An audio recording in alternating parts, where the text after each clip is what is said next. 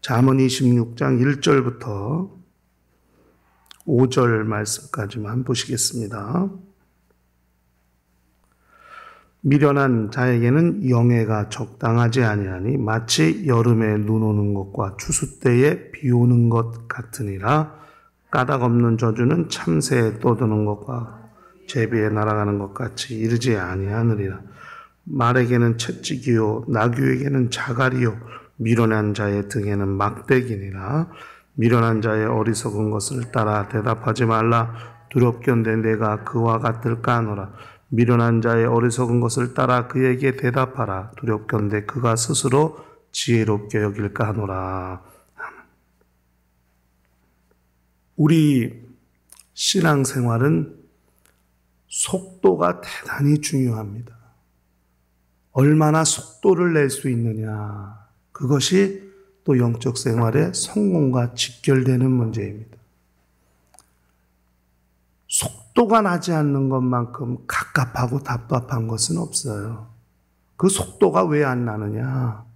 속도가 안 나는 이유가 몇 가지가 있는데 그 속도가 안 나는 이유 중에 하나가 이 미련한 사람과 함께하기 때문입니다. 그러니까 왜 미련하냐?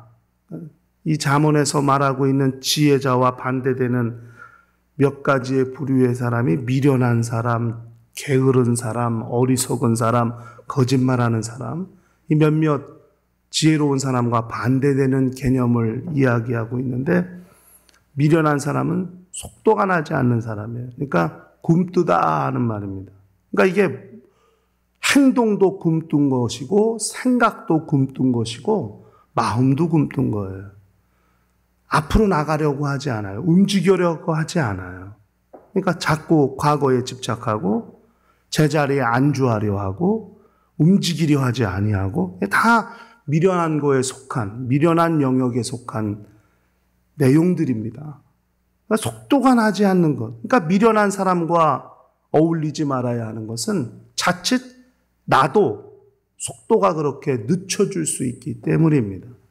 믿음이라는 것이 탄력을 받아서 힘있게 역사하고 믿음의 행진을 멈추지 아니하고 끊임없이 계속 그렇게 나아가고 앞으로 나아가고 성장하고 발전하고 그렇게 하늘을 향해서 멈추지 아니하고 계속 움직여야 되고 나가야 하는 것이 신앙생활인데 그것이 되지 않는다 이거예요. 그것이 점점 속도가 늦춰지더니 이젠 멈춰버리게 되고 움직이려고 하지 않는다는 거죠. 이것이 이 미련한 사람의 속성 때문입니다. 결국 그래서 미련한 사람을 경계해야 되고 또 그들과 어울릴 때 정말 우리가 어떻게 해야만 우리의 속도를 관리하고 유지할 수 있느냐 하는 것이 중요한 내용이 되는 것이거든요. 이것이 영적인 문제와 연결되어 있는 거예요. 그러니까 안주하려고 하는 것. 아유, 뭘 그렇게 해. 그냥 이렇게 하면 안 돼. 아유, 그냥 작년에 했던 대로 그냥 하지 뭐. 이렇게 자꾸 생각한단 말이에요.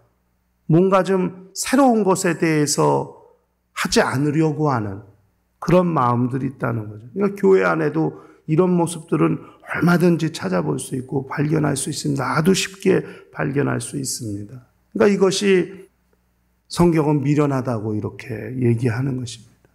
속도를 내지 않는다. 움직이려고 하지 않는다 하는 거죠. 이것은 육체가 살이 찌고 또 그렇게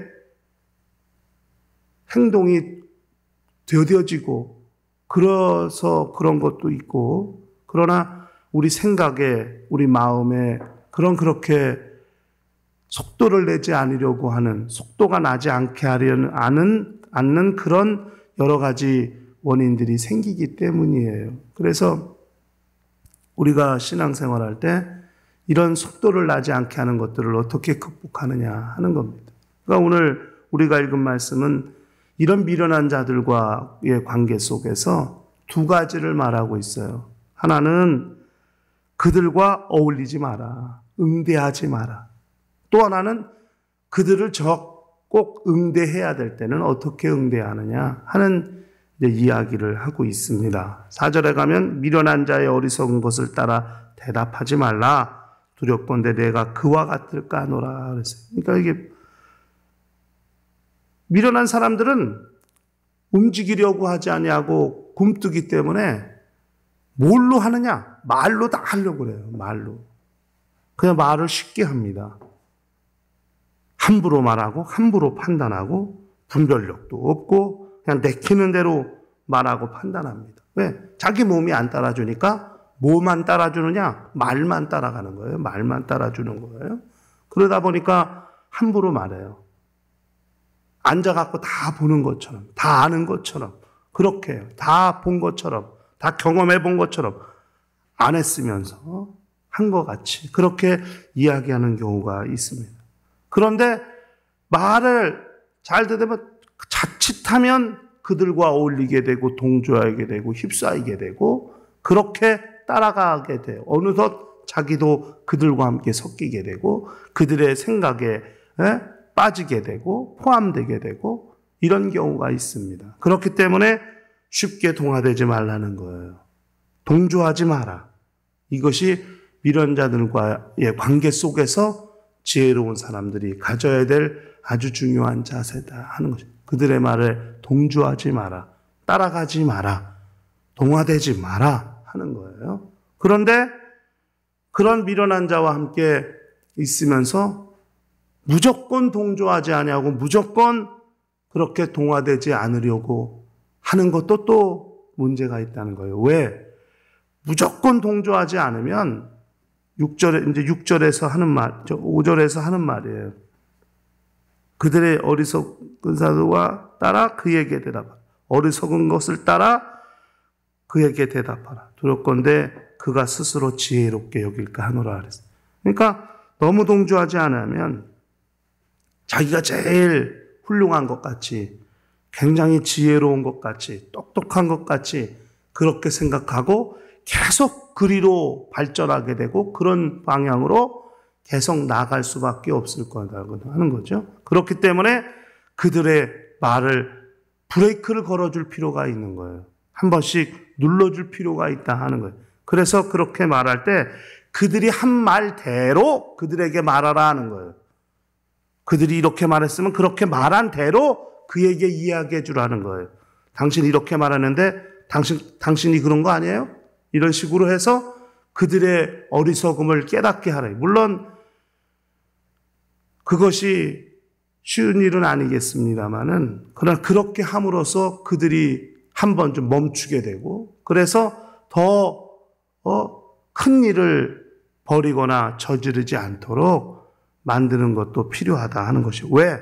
다른 사람들이 피해보니까 또 다른 사람들이 어려워질 수 있으니까 이것이 그 조직에 많은 영향을 끼칠 수 있으니까 점점 더 그 영향력이 커져갈 수 있으니까 때로는 단호하게 때로는 지혜롭게 그들의 말을 좀 절제시키고 중단시키고 그들의 영향력을 멈추게 할 필요가 있다 하는 것이죠. 이것이 미련한 사람들을 대하는 중요한 태도 두 가지입니다. 첫째는 동조하지 않을 것을.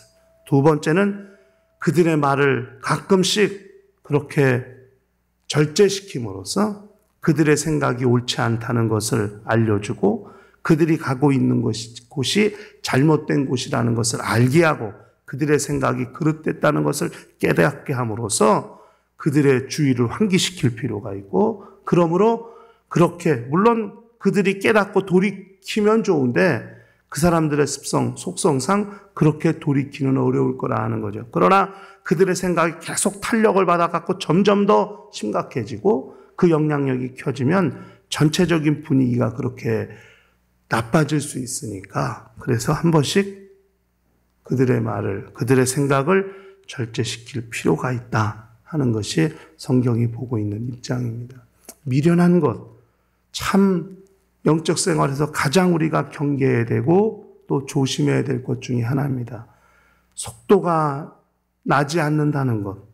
열심히 신앙생활하는 사람이 그 열심이 점점점 식어져서 어느 날 보니까 불신자와 별반 다를 것 없는 그런 모습으로 바뀌고 있는 사람들도 있고 열심히 모든 모임에 나오던 사람이 점점 모임에 안 나오더니 겨우 주일만 성수하면서 사는 사람들도 있고 신앙인들 중에 그런 사람들도 있지 않습니까? 그러니까 이게 속도가 늦어지고 또 그렇게 영향을 받아서 어떤 영향을 받았는지 모르지만 결국 그것이 자기 영적 생활, 영적 속도에 영향을 미쳐서 그 속도가 빨라지면 몰라도 그런데 그 속도가 확연히 둔해지고 떨어짐으로써 영적 생활에 오히려 나쁜 영향을 미치고 있는 사람들도 있는 거예요.